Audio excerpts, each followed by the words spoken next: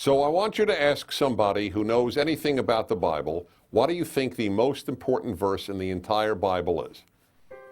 And I think most people will say, love God and love your neighbor, or just love your neighbor as yourself, or something to that effect.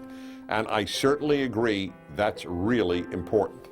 But I'd like to offer you a different thought. The most important verse in the Bible is Genesis 1:1.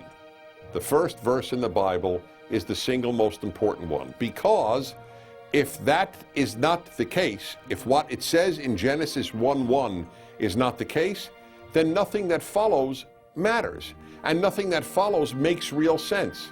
What's Genesis 1:1? In the beginning, God created the heavens and the earth. In other words, God is the author of everything. But that's not the only reason it's important, that God is the author of everything, and that's the reason that we worship God and listen to God, and that's why life is meaningful, because there really is a God who made this all. It didn't happen by itself. That's the first verse. It didn't happen by itself. That's another way of reading Genesis 1:1. Hello, we want you to know that whatever you believe, and I'm not talking about evolution or not evolution, it's not my argument here. It's just it didn't happen by itself. That's why Genesis 1:1, in my opinion, is the most important verse. It tells you there is a designer, there is meaning, there is someone who is intelligent, who made intelligence. It didn't come from nothing. Reason number two, it says God is above nature.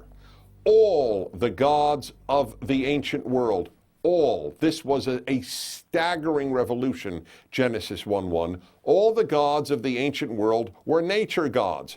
Oh, there was a god of thunder and a god of lightning and a god of rain and the mountain god and the sea god, and they were all inside of nature. That's why people tended to worship nature. And along comes Genesis and says, nope, God created nature. God is not in nature. That's a common mistake that people make. You can see God within nature. You could see God everywhere. You could see God in music. You could see God in goodness. But God is not in nature. God is above nature. A lot of people are uncomfortable with this. I know that. But here, let's think about this for a moment. If God is in nature, if nature is God, if you will, pantheism as it's known among theologians, then there's no morality because nature isn't good. Nature doesn't teach you the difference between good and evil.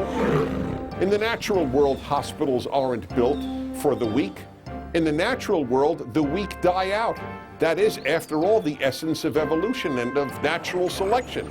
The weak die out. You don't take care of the weak, you let them die. The notion that you take care of the weak is entirely a Genesis biblical notion. It's a human, God-based idea. God is not in nature because nature isn't good and God is good. So something good made nature. That's why Genesis 1:1 is so important. It tells us that God is above nature. It means that God has no sexual identity. He's not male or female and never copulated with humans. All the natural gods copulated with humans. They found favorite beautiful men or beautiful women to have sexual relations with, or they had sexual relations with another god. Genesis 1:1 gets rid of all of that. And now there is this pristine, beautiful opening. In the beginning, God created the heavens and the earth.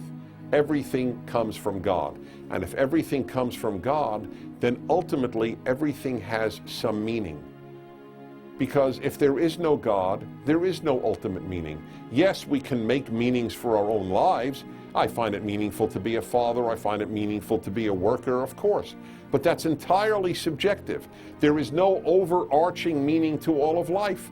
If there is no God, life is just a coincidence. It just happened to be.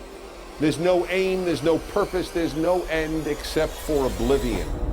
But no, Genesis 1:1 undoes all of that. Folks, God created everything. There's a purpose to it all. We may not know all of its purposes, that's true. But Genesis 1 reassures us and states for the first time in history that there is something above nature that created nature.